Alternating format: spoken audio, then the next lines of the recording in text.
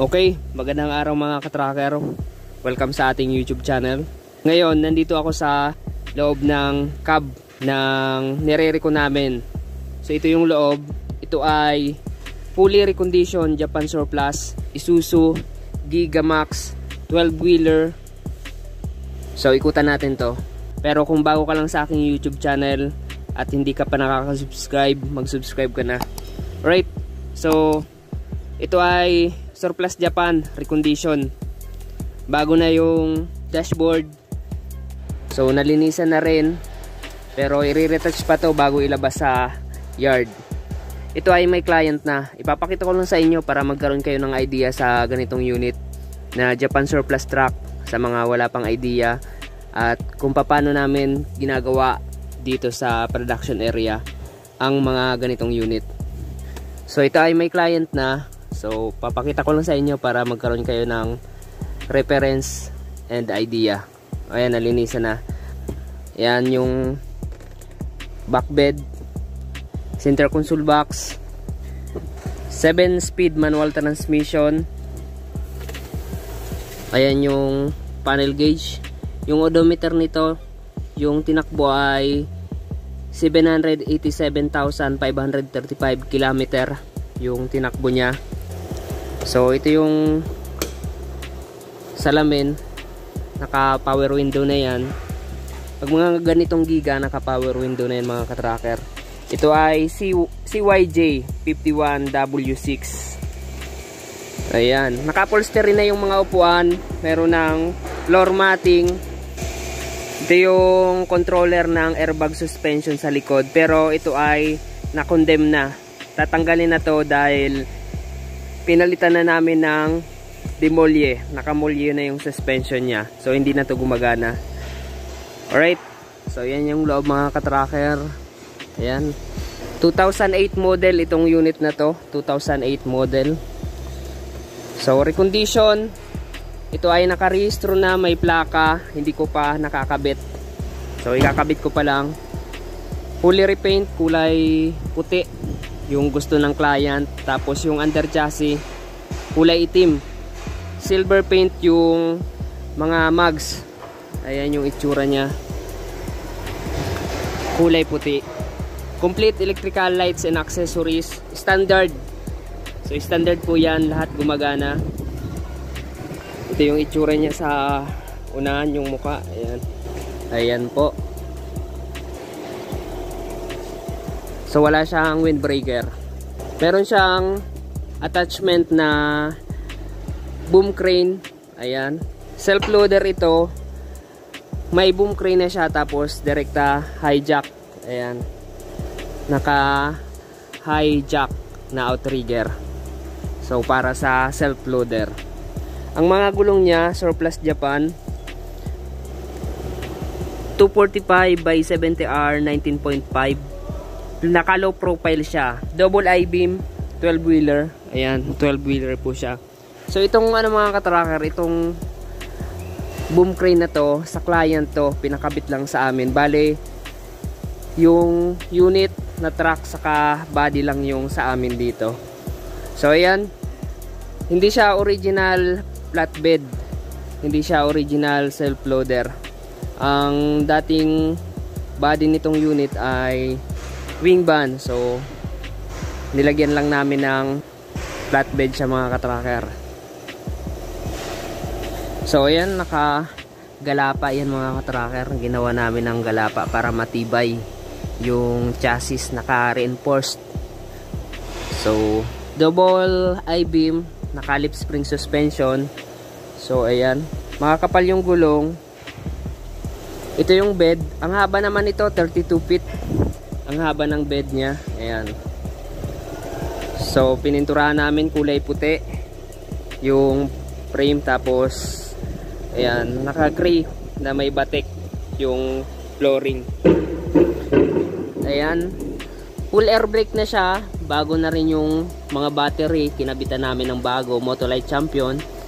Ganito dito sa amin kapag recondition, bago yung battery. Ayan, stainless toolbox. Ayan, naka stainless toolbox din. So ito na yung suspension sa likod, naka lip spring suspension na, naka center bogie type. Ayan, ang tawag dyan center bogie type lip spring suspension. Dati siyang airbag converted. So okay naman yung paka-settings niyan, maayos naman, nasa tamang angle. So okay na okay yan mga katracker. Mas matibay ito at free maintenance compared sa naka airbag suspension. So ayan, pinturado, silver paint, naka 8 stud steel rim, tubeless. Ayan, naka tubeless. Dito sa chassis, ayan, dinugtungan rin namin yung chassis nito. Ayan, nagdugtong kami ng chassis. Ayan yung itsura. Okay, hindi pa kami tapos dito, pinipinturahan pa namin yung likod. So ayan, naglagay rin kami ng ganito para kumapit yung gulong ng isasampa dito. So para may grip naman, naglagay kami nito. Dahil self loader to, meron din tong ramp. Ayan, rampahan. Bakal to na makapal, matibay. So mabigat to, kaya meron itong hydraulic jack. Ayan. So naka hydraulic siya kapag ibababa mo itong rampahan na ito. So nandun sa gitna yung boom para ma-tilt siya, ma-fold, tapos may baba. So ito yung ginamit naming materyales, mga kapal po yan para sa mabibigat na pangarga o ikakarga na truck. So electrical lights and accessories dito sa likod, kompleto. Ayan, meron siyang backhorn, merong reverse light, tail light. Ayan, LED clearance light naman sa gilid, naka LED. Ayan, kinabitan namin ng LED. Nandito yung spare tire carrier. Ayan yung spare tire carrier niya. Nandiyan na rin yung spare tire, syempre. So yan mga katracker. Dito naman mga katracker, kapag kukuha kayo ng truck, so dito ang pagpipilian nyo ay as is condition, hindi pa nare-recon. So pinaalala ko lang po na dito po sa amin, dito sa Cali, ay wala po kaming ready to pull out unit na recondition na. So lahat dito na available unit ay kailangan pang i-recon. So kung gusto nyo as is condition, pwede naman, pero kung gusto nyo ipa-recon, so i-recon po natin.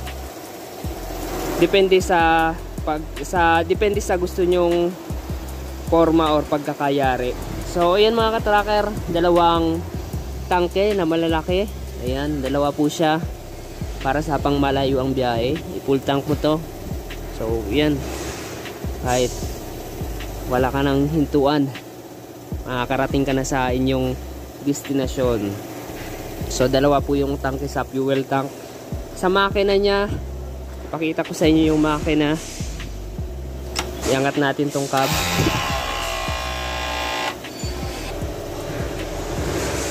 Alright mga katracker, ang makina pala nito ay 6WF1. Hindi siya 6UZ1, 6WF1 na 6 cylinder straight. Ayan, naka-turbo, CRDI na rin, pero wala itong AdBlue at walang DPF or DPD na tinatawag. So ayan mga katracker, yung specification naman ito, meron itong 272 kilowatts or 370 PS at maximum of 1750 RPM. Ayan, 6WF1-3 itong unit na to. Dito naman mga tracker, pagdating sa makina sa amin, ayan, kinokondisyon namin yan. Meron kaming mekaniko para i-condition yung unit, i-change oil, palitan ng mga filters para kapag nilabas na sa roadworthy standard. Ayan yung makina. So wawashing pa namin to kapag natapos na, kapag ilalabas na sa production area. Alright, yung mga langis nito chine-check namin, yung mga engine support, transmission support, yung mga pang ilalim, yung mga bolts, yung mga running parts, chine-check namin yan kung nasa magandang kondisyon, kung nasa tama, kung maayos. para kapag nilabas, ayan, maayos yung unit, magagamit agad. So yan, ibaba na natin.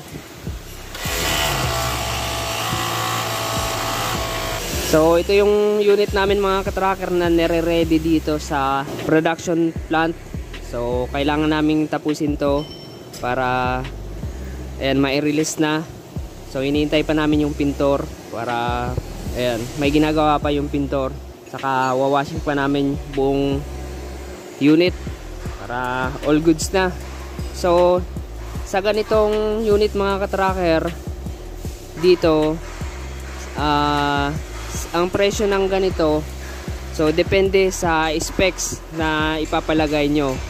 So punta lang kayo dito lang yan sa Calipil Marketing Corporation. Dito matatagpuan, ang location niya ay nasa number 66 Barangay Mambugdos, Bacoor, Cavite. Visit lang kayo dito. Open dito Monday to Saturday 8 AM to 5 PM. So yan mga katracker, and shoutout sa mga solid subscribers natin dyan. Ayan. So tatapusin lang namin to para ma-release na. Okay. Marami kaming available unit dito. 4-wheeler hanggang 16-wheeler. At mga body. Fabricated, brand new. Japan surplus. Meron kami dito. Punta na lamang kayo dito. At kung nagustuhan nyo tong video na to, paki-like, share, and kung hindi ka pa nakaka-subscribe at bago ka lang napadpad dito sa channel na to, paki-subscribe na. Maraming salamat. God bless. Bye-bye.